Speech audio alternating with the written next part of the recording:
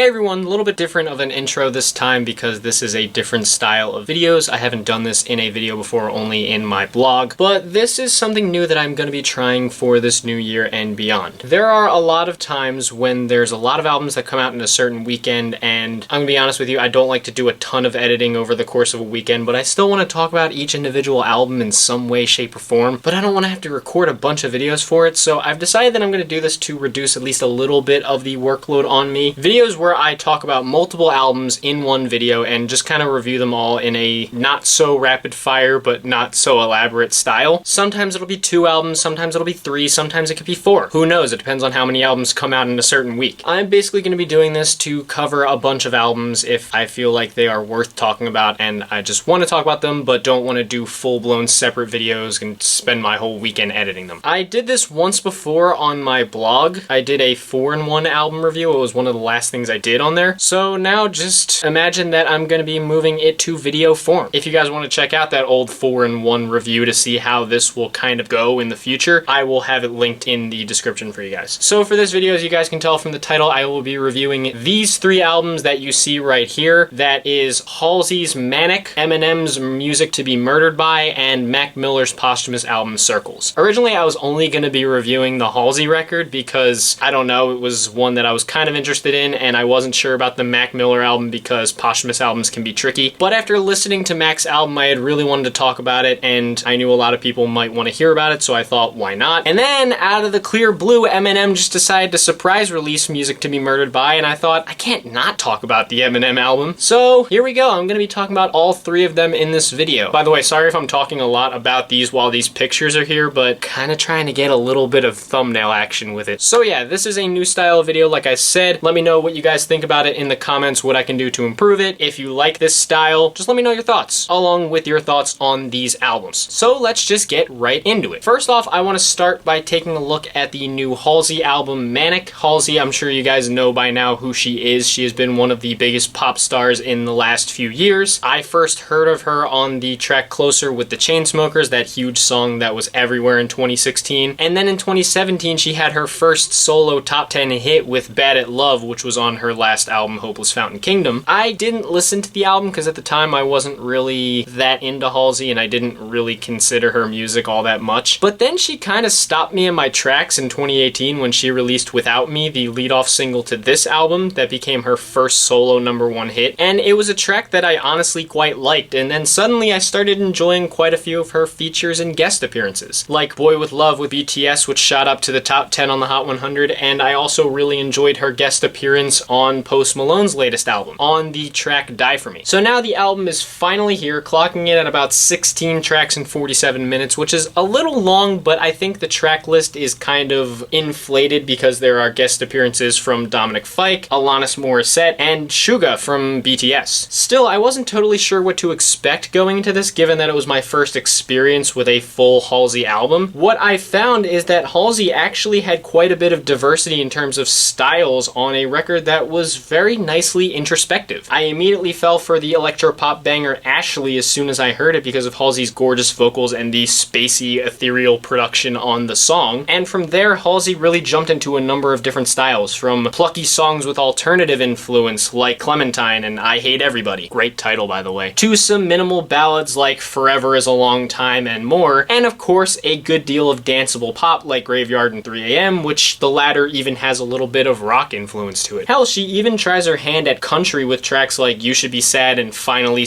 / Beautiful Stranger. And while I think the latter is stronger than the former, I think both are admirable efforts from Halsey, who is vocally up for the challenge on both of them. The diversity of styles allows her to take a few pretty decent stylistic risks, all while remaining nicely in her wheelhouse and coming through with some compelling vocals and pretty sticky hooks. I liked a lot of the introspection on this record as well, for example on the track Still Learning. While I wasn't crazy about the song as a whole, I really loved the line where she said, "I should be living the dream, but I'm living with a security team." Probably one of the most memorable lines on the album. 929 also has some solid writing as Halsey bears it all about her relationship with G-Eazy, quitting smoking, and a lot of her own flaws on what I think is one of the most raw and beautiful tracks on the album. In regards to these star-studded interludes, I think they are mixed bags to some degree. Dominic Fike's interlude leads nicely into I Hate Everybody, and SUGA's interlude has some beautiful light production and great interplay interplay between Halsey and SUGA, even if it doesn't really lead into more. But Alanis Morissette's Interlude feels a little bit out of place to me, and it feels like she doesn't have enough time to be much of a presence on her own track. Also, I will say there are a few tracks on the back end of the album that don't quite hit as hard to me. Like I said, Still Learning, while it is very memorable lyrically, is just not as memorable sonically. And Killing Boys sonically feels like a redux of something like Close to Me by Ellie Goulding. But all in all, I was pleasantly surprised by a lot of what I heard here. Halsey crafts an honest, beautiful pop record with memorable production, solid diversity in regards to genre and style, and a pretty good amount of personality. I wouldn't have been shocked if Halsey just put together a record where she was trying to chase a bunch of top 40 sounds and styles for 16 tracks, but even though there are some tracks that feel made specifically for top 40 radio, the overall vibe is pretty great, and Halsey's raw lyrics and charm make this a pop record well worth checking out. My favorite tracks from it were Ashley, Clementine, Forever is a Long Time, Dominic's Interlude, I Hate Everybody, 3 AM Without Me, Finally